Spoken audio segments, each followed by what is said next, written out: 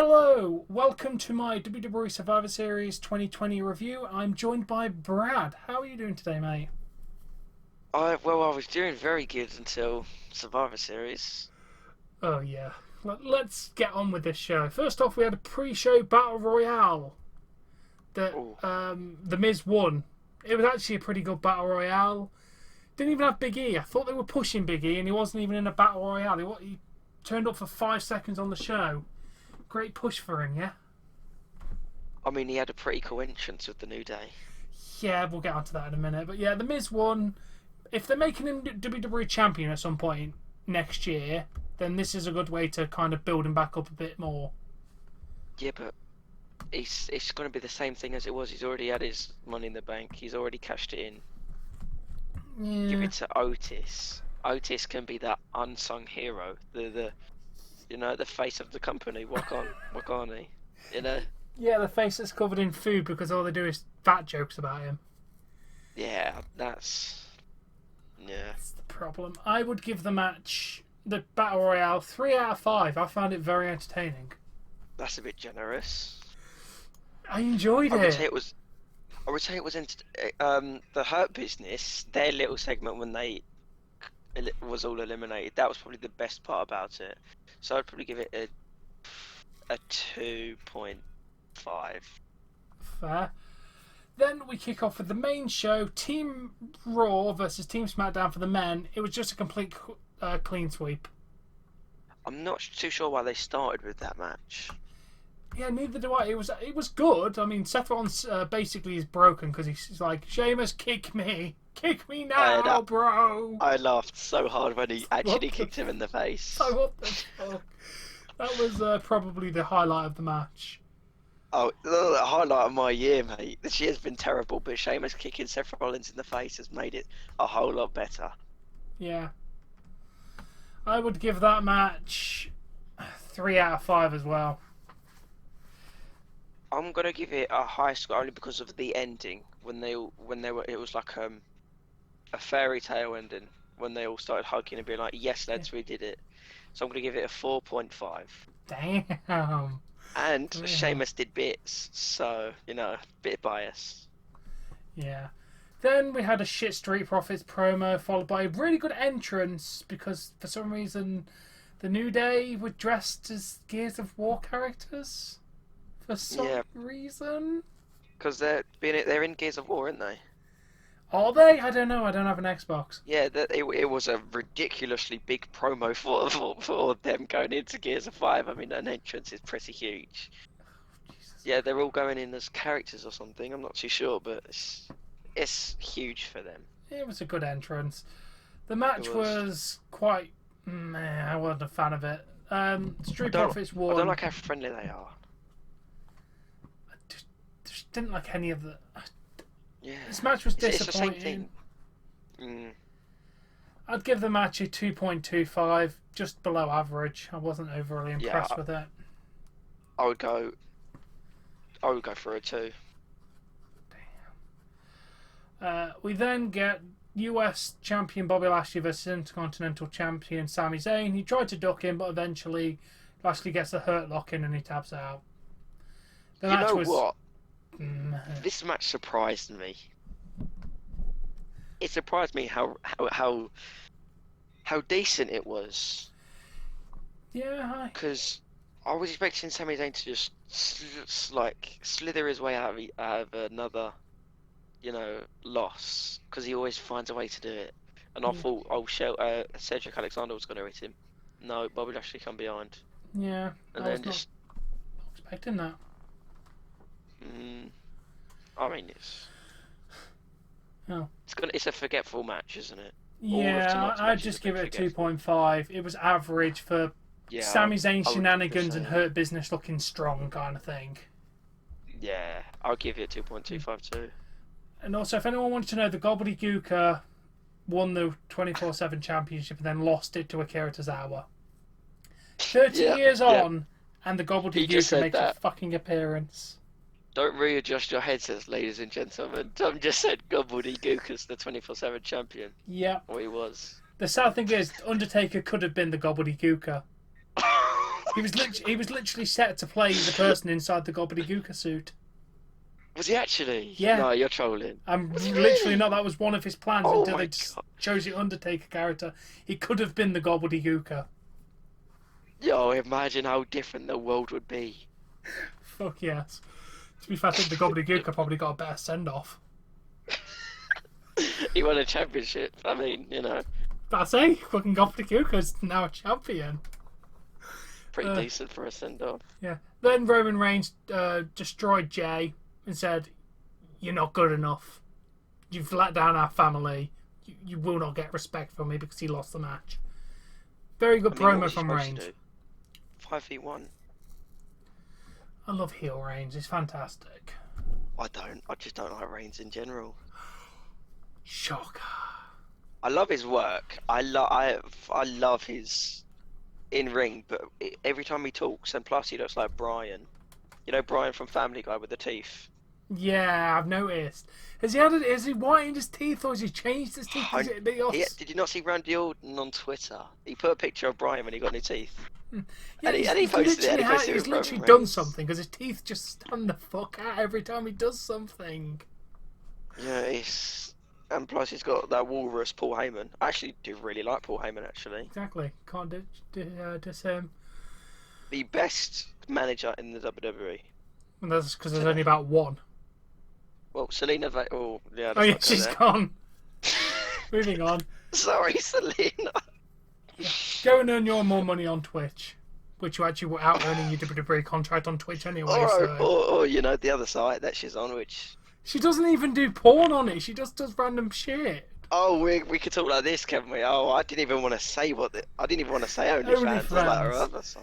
It's basically like Patreon, but a lot more porn is involved with it. I was watching a video on it. She says no nudes in capital letters. Why are you on OnlyFans then? So many people go on there to try and get nudes.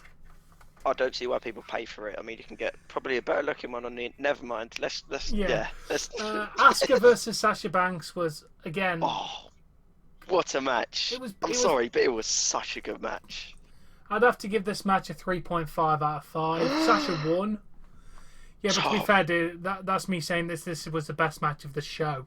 Because nothing's going to get higher than that. Yeah, Asuka lost, but it was only a roll-up, so it wasn't really a decisive win. I would have to say a 4.25, honestly. Damn, I'm glad you enjoyed it. I mean, it was good. We then go to Women's Survivor Series match. Oh, no. This got fucking stupid. Do you want to know what made it so much better? What? The lipstick on Lana's face. Oh, yeah, what the fuck was that about? Did someone not tell her? She looked stupid with that. But yeah. That's what made it a 10 out of 10 comedy sketch. Oh, yeah. That was class. Shayna Baszler got disqualified, leaving Lana, Nia, and Bianca Belair. Bianca Belair takes Nia out over the ringside barrier and gets counted out. So Lana is your sole survivor. Yeah. The match was poor as fuck. It really was. She got in the ring and she got kicked in the head and pushed about, and then she got tagged out. And she's a sole survivor. Stood on the ring steps for the entire match. I also did call this. I did call the fact that she was going to be the sole. Shame she didn't get put through a table though. I was sad about that. Yeah, no one did. Yeah, I'd give the match a 2.5 out of 5. It was just average. I gotta think just because of the Lana, just that it's got to be at least a 4. Because the comedy effect, the match itself, shocking. From someone of Nia Jax and Shayna Baszler and Bayley's quality, I was expecting a lot more. Especially Bayley, she went out literally. I was expecting her to kick out when she got eliminated. I was like, Bayley, you're gonna kick out. She got eliminated. I was like, what? I would have to give it a comedy. I would give it a maximum, but I would give it a 3. Yeah, the comedy was funny for the most part. Then we go to the biggest letdown of this entire damn pay-per-view match-wise. McIntyre versus Roman Reigns. This match was so slow-paced for 98%. The ending was really good with going through the barricade, going through the ring thing, and then another big ass spear after some interference from Jay after the referee got knocked out. The ending was really good, but the overall match was massively lackluster. Yeah. I'm going to have to give it 2.75 out of 5, mainly because the ending impressed me. If not, it would have been in the ones. Again, it's a match that we're all going to forget by Monday, and Monday's tomorrow, or today for us, Tom. It's like, bloody You know what I mean? Michael Cole was going on about, we've just seen the greatest match of the year. It's like, shut the fuck up. It wasn't even the best match of the night. I'm sure Vince has got someone under the table with a double-barreled, make sure telling them to write this shit. You can't make it up, that's for sure. Yeah, this was fucking... And if you thought that was the biggest disappointment of the night, wait. Okay. Just wait.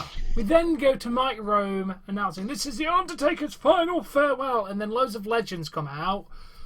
Shane McMahon, Big Show, JBL, Jeff Hardy for some fucking reason, Mick Foley, The Godfather, The Godwins, Savio Vega, Rikishi, Kevin Nash, Booker T, Shawn Michaels, Ric Flair, Triple H, and Kane. And then they put a video package on and they were gone. So they all walked to the ring to then leave.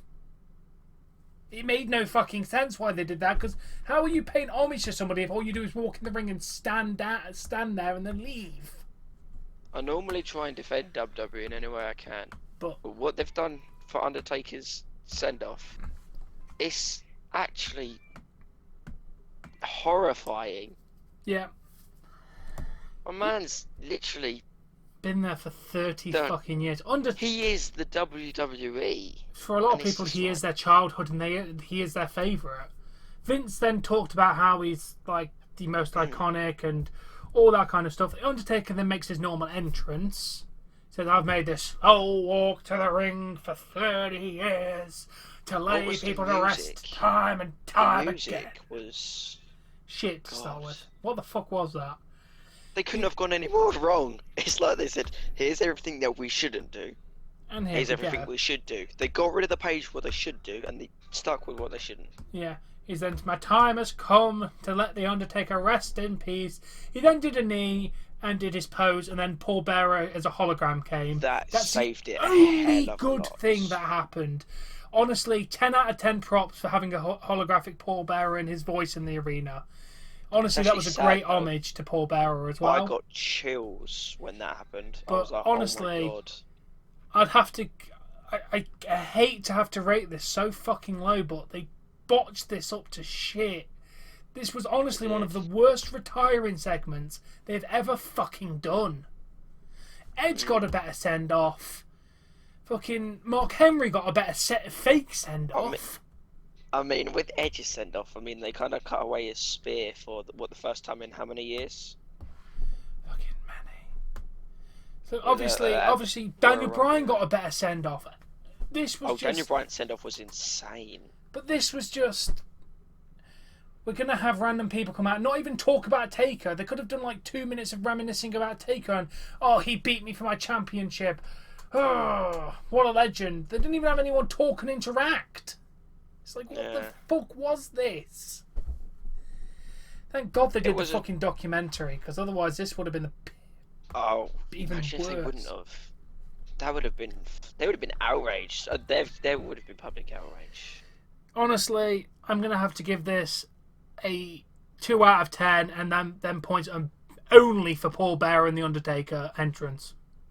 Everything else is just fucking awful, and I generally regret sitting through into watching that, because if this is how The Undertaker ends his legacy... We've also got to bring into the fact that what they've got to work with. They've got no crowds, they've got no... They're lucky to get the amount of legends they did with the COVID. Then maybe not do his retirement ceremony now. But maybe he wanted it now. Maybe it wasn't up to them. Maybe they had to do it in his time. Because if Undertaker tells you to do something, you're got to bloody do it. Yeah, but surely you could just say, Undertaker, I think it's best if we wait till next year when there's a crowd and you can go out properly. We're not going to make you wrestle anymore, just let's wait till next year. Yeah, but maybe he wants to set it in stone. Maybe he wants to say, right, I'm done. I don't want no rumours about me coming back. I want to finish it here and now. But there'll always be rumours. He won't kill the rumours. Yeah, this won't kill the Undertaker. The rumours. The room goes dark, you hear the dong. It's the best feeling in the world. Yeah, which we did get After they stopped playing the stupid we got a 8-bit ridiculously electric a piano lot of that. version of his fucking theme. That was awful. Like a year ago, I swear the dong used to happen every Friday on SmackDown, and then every Monday. Just used to return every week. And everyone was still hyped for it. But just That's when you know you got like an A-class legend right there. yeah. But overall, this show was subpar. Honestly, this was probably one of the worst Survivor Series I've ever watched. Yeah, I'm a huge Survivor Series fan. I love Raw coming to SmackDown, them attacking each other. Obviously, they can't with the restrictions. I also But it's like, I love that. This also wasn't due to the COVID because just the matches weren't very good. Yeah. That's the thing. It's not just due to COVID. You as had well, all the wasn't it? stars there, so you put on a piss poor performance. So there's Yeah, I not agree even with any that. lockdown restrictions anywhere at the moment in America, really. Yeah, it's just us, unfortunate. I'd Yeah, have to still give got this more show cases. a 4 out of 10. Below average. Okay. Generally. I would love to give it high, because it's got my favourites. It's got Nia Jax. It's got Sheamus. Don't laugh. It's got Kevin Owens. Surprised about no Alexa Bliss, no Fiend, no Cesaro. Cesaro should have been in the Battle Royale, I reckon. Yeah, definitely. What was he doing? Probably playing some League of Legends on Twitch. Oh wait. You're not allowed! But yeah, I generally would say avoid this pay-per-view. It's not worth it. Don't avoid this review though. Come and click on this review. Yes, we're telling you this at the end of the review to come and click on the review. Just skip to this minute in the video. Wait, they won't know. Never mind. But yes, this is the first time Brad has properly been on a video. I hope you enjoyed me being here, guys. Yes. Like and subscribe. Oh wait, Yeah. my final review. 6 out of 10. Ah, not a bad rating. Only because it's got Sheamus in it. Sheamus is the best of all time. Not Natalia. Fireface. Sheamus is the boat. Yeah. Fireface. Sheamus is a yacht. What the fuck is it? Natalia's a canoe, and Sheamus is a yacht. Yeah. Alright, thank you for watching this review, and we'll catch you later. Peace.